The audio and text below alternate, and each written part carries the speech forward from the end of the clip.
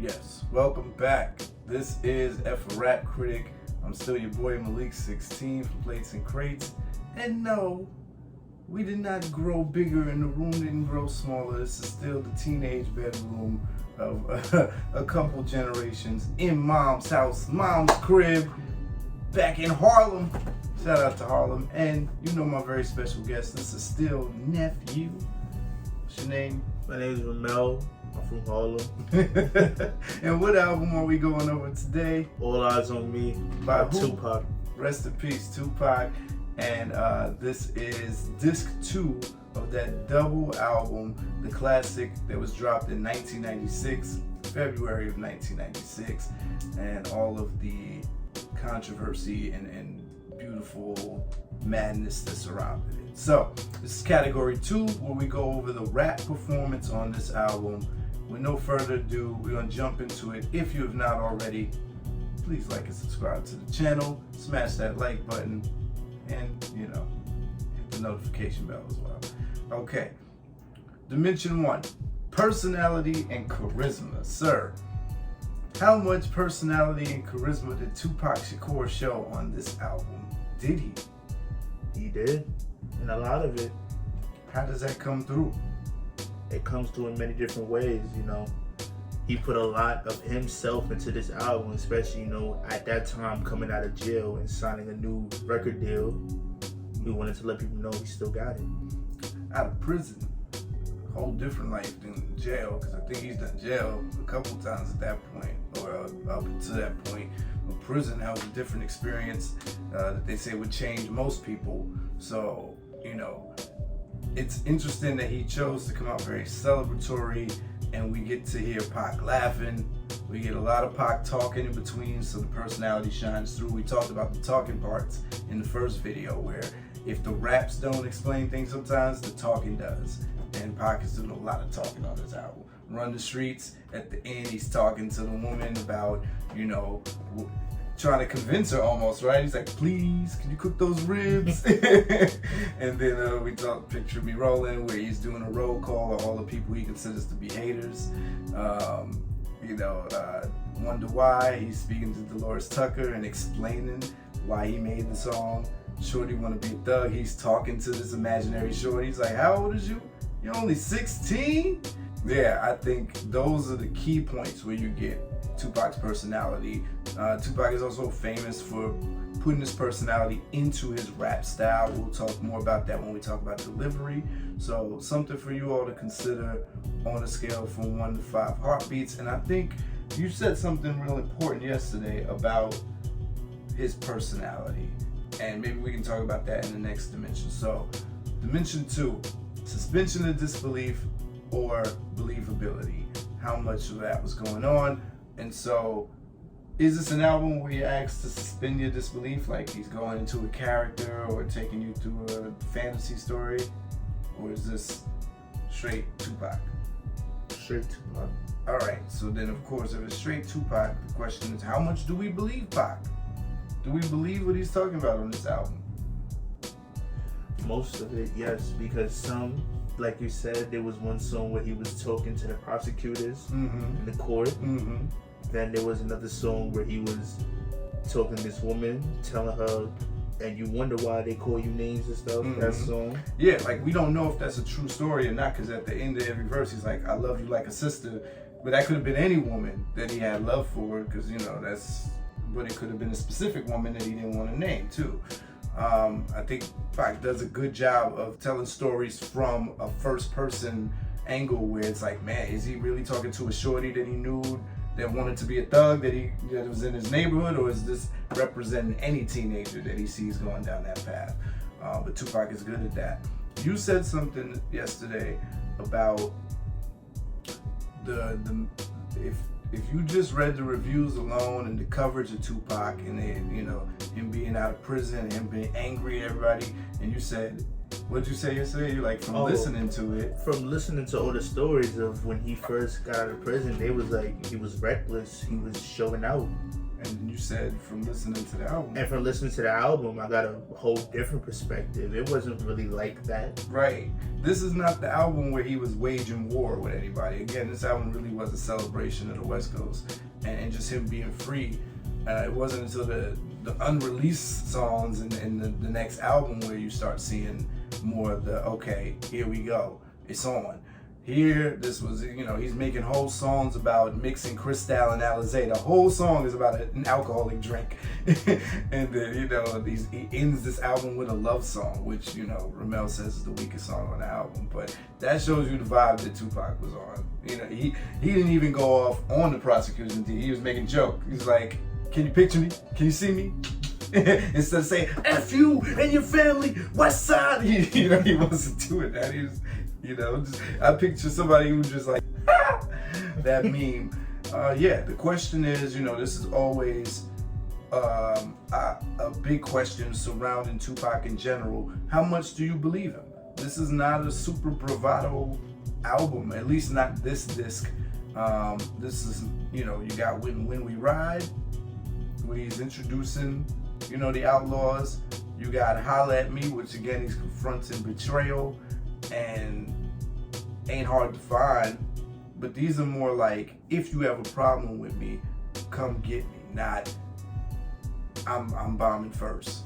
So something to consider on a scale from 1 to 5 heartbeats. Let's talk about Dimension 3, sir. Delivery and the use of voice. He expressed a lot of that on the album. Whether it was talking or rapping. Like, one song will probably be the song that he did with his Outlaws when they were going bar for bar, no pauses in between. And they all have different delivery, right? Their distinct voices kind of what set a lot of the Outlaws apart. You get the ranges from the two higher pitch rappers, Fedor and Gaddafi, who tend to sound the same a lot. Edie and Castro have the more kind of laid back twang in between, but still that same energy. Tupac's stepbrother Mopreme was considered a part of the Outlaws community, and he's just kind of got his own distinct energetic presence. Big Psych, who sounds like, when I say he sounds like someone's granddaddy on the track, or sometimes, when he's coming in, he's like, I got keys, came from overseas. He's like an exaggerated version of Tupac, and that's another thing. Storm is also an outlaw. She's featured on this album. I don't think people mention this enough, how the Outlaws all had different variations of Tupac's flows. Castro, Storm, and Big Psych especially. Storm just sounded like female Tupac. She would present and project her cadence in the same way. So when you listen to Run the Streets and she's doing like the response verse to Tupac, like, no, I'm not going to let you run the streets and be waiting for you. She's rapping in that same style, which Pac is famous for. And Big Psych is also rapping in that same style with it pulling.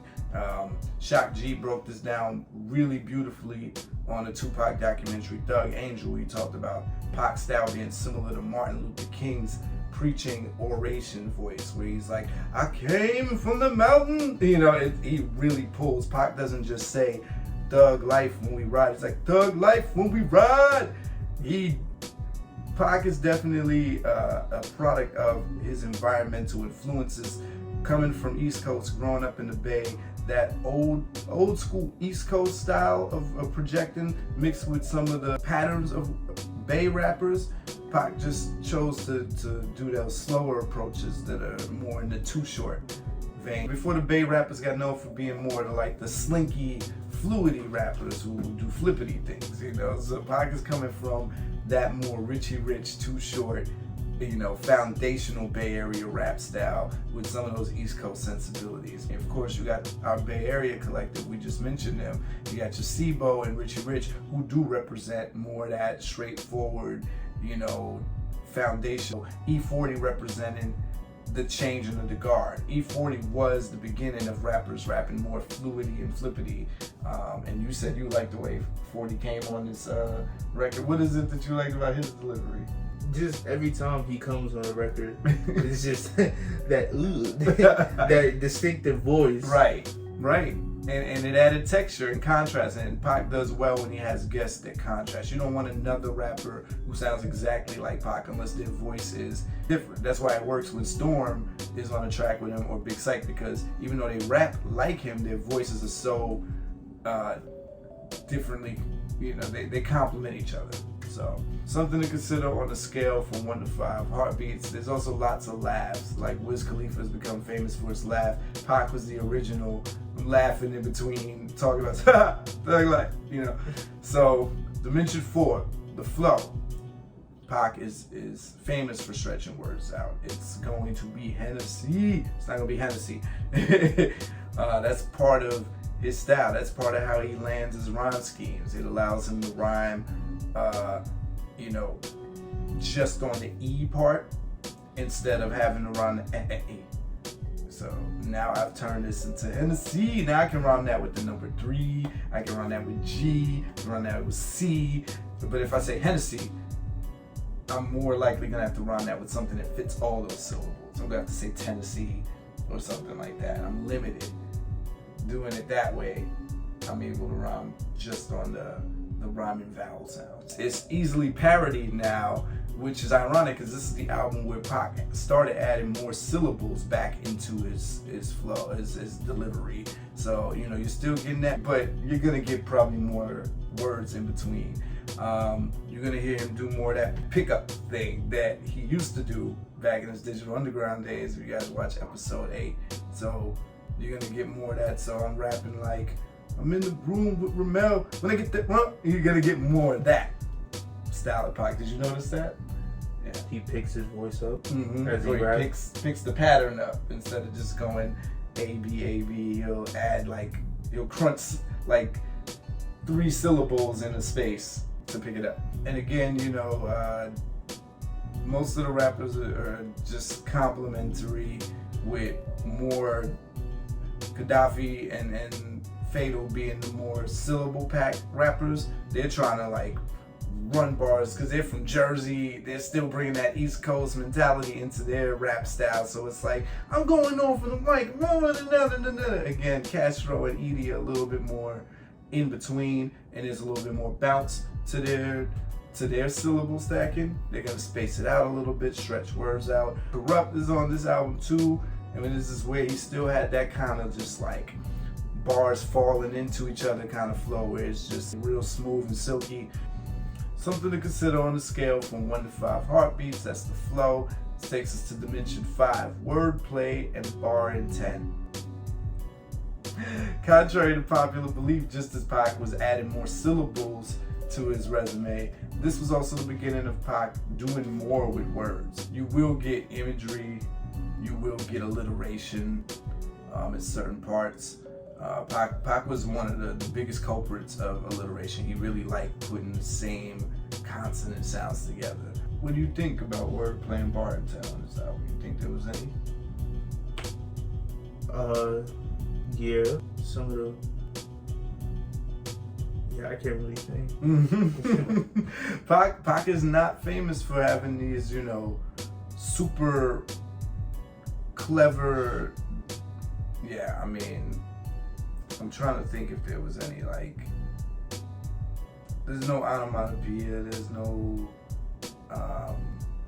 conceit here. Pac is a real direct rapper. He's gonna say what it is, and what carries a lot of it through is the charisma and personality that he adds to verses. I don't know if anyone has ever accused Pac of being this wordplay master. It's not about bars when it comes to Pac, or this rewind factor. So again, you're gonna get some basic simile every now and then, some basic metaphor, but for the most part, he's telling you what he is. He's not really doing a lot of comparative talking. I'm like this. He's just gonna say, I'm this, and this is what you are. So some of you might consider that a very, very weak point, and that's something to consider on a scale from 1 to 5 heartbeats. But this was the beginning of Pac doing more with his words. So the intent was to really get his points across and flex a little bit more muscle here. Takes us to Dimension 6, punchlines. poetic wisdom, overall quotability. Now, where I do think Pac shines is poetic wisdom. I think you're gonna get more lines that you can live by, frame on a wall, or quote than, ooh, you know, gotta rewind. What did he say? Oh my God, it's not like that. This is where when you hear people talk about Pac, they call him a poet more than they ever call him a lyricist. There's plenty of poetic lines here. We talk about, if we look at Holla at Me, just the things that he says about betrayal and friendships fading, and even blaming himself. He was like, I was too blind to see, these kind of things. A lot of the stuff he says on Wonder Why, people like that. Again, I said some people consider that respectability politics, but even making a decision to end each verse with "I love you like a sister, but you need to switch," and the vivid scenarios that he depicts when he's telling tales. Shorty want to be a thug. The descriptions. He goes the extra mile to put it in a poetic context instead of just saying he's walking with a gun. But you know what I'm saying? The difference between being a Jada Kiss, like, yeah, and I got more turns than a knob on the dresser. Like, Pac's not gonna do that. It's just basic, but he might say, I stand still on my own like a dresser. I'm like, oh, yeah, dressers do stand still. Made out of the finest oak. I don't know.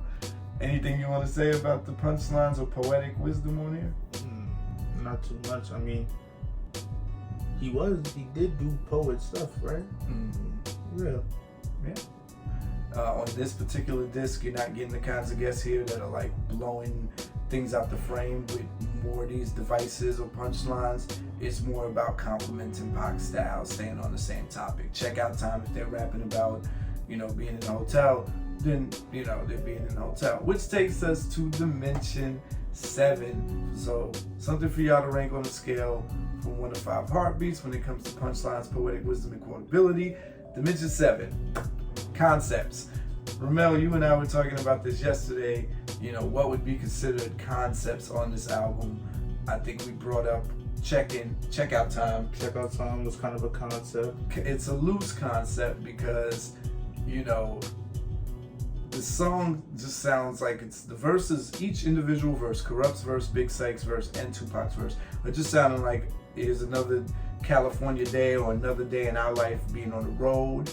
And being, they don't necessarily focus so much on hotels in their verses, but it's the talking parts in between. This Big Syke acting like he's yelling at Pac and Corrupt for taking his shoes, and Pac in the beginning waking him up because they're late and the room service has been calling. Like, they weave it together in this basket, which we hadn't seen rappers do. What an easy kind of box to put a rap in. Like, a lot of people can relate to that. Every rapper can relate to, living in and out of hotels, and they are painting that picture without being too heavy-handed with it. That's why I say it's loose. The verses, they just about partying, getting with girls, and just rolling with the homies. But the talking parts weave it together that they're in the hotel, and there's this crunch time feel to it. We gotta go.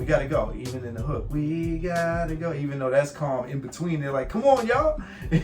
So another song that I think could be is probably the song about the 16-year-old boy. Shorty want to be a thug. How he's talking, how he was an orphan, how he was in the streets. Great point. Wonder Why, even though that's a story, it had this conceptual theme to it. Run the Streets, all the fact that it's an answer and response record, right? Here's my verse, I'm telling you what I need you to do as my woman. Here's the answer verse, I'm the woman telling you what I'm not going to do. You're going to have to find somebody else. That's conceptual. And so on a 13-track album, you're getting a fair amount. They're loose concepts, but there's so many of them that it's like, oh, okay, Tupac was thinking out the box. He wasn't just like, hey, shorty, can I get with you? It's like, oh, we're going to do it this way. So something for you all to consider on the scale from 1 to 5 heartbeats. Dimensions 8 and 9, the content externalized, content internalized. How much was Pac talking about things outside of himself? How much was he talking about things in his mind, in his world, right? Outside of himself, I would have to say really not a lot. Shorty Wanna Be a Thug and Wonder Why are the most prominent songs where he's talking about things. And Holla at Me.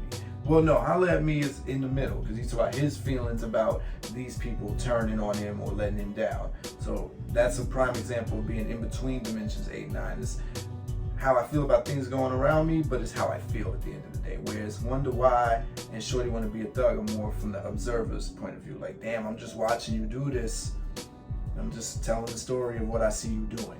Yeah, but it's mostly like Shorty Wanna Be a Thug is watching somebody grow up, and it's like, you're 16. I mean, I'm not going to tell you to stop doing this too late now. Just watch yourself. Be careful. Yeah, he takes this, OG stance of, hey, this is the kind of penitentiary time you looking at. I just came out of prison, but you bad, bro. You bad. It's almost like he's dapping him up. It reminds me of Belly when Nas sits on the bench with the kid, and he's like, "How old are you?" And he gives him the chain.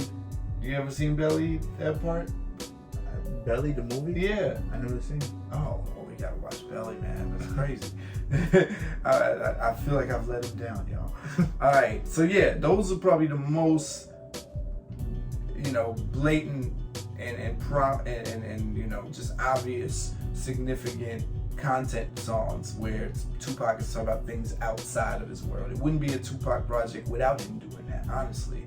But you're also going to get lots of feelings, lots of Tupac's feelings on things. So, Rather Be and, Can't See Me, even when he's just kind of being celebratory, he's splashing his feelings in there all the time, mostly about enemies and haters. So you're not getting those deep introspection songs here, none of the regret kind of songs from Tupac on this album, at least not on this side. So, something to consider on a scale from 1 to 5 heartbeats, how much content you thought was on this album, and how good a job was done executing it. All right, final dimension, 10, storytelling. He does a lot of storytelling from songs. Check Out Time, the 16-year-old kid song, Holla at Me, Running the Streets. There's storytelling all around the album. Yeah. Which is another thing I was surprised to hear a lot of. You're right. I think even on songs where they're not story songs before, he'll tell some things in the story format. All Eyez on Me kind of starts, observationally, but you put story elements in it. Thug Passion kind of similar. It'll just talk in general about partying and drinking, but then he'll tell a story about what this drink is going to do to you or something like that. Rather Be, he's rapping to a woman in the context like he's gonna take her from this guy. So the story elements, I think this is one of Pac's bags. They say, somebody's in their bag. This is Pac's bag. He may not be Slick Rick level with storytelling. Something to consider on a scale from 1 to 5 heartbeats. That concludes our wrap up of the 1996 classic All Eyez on Me by Tupac. Quick sign off until next time with me and Nephew. Y'all know what it is. F a rap critic. Talk about it while I live it.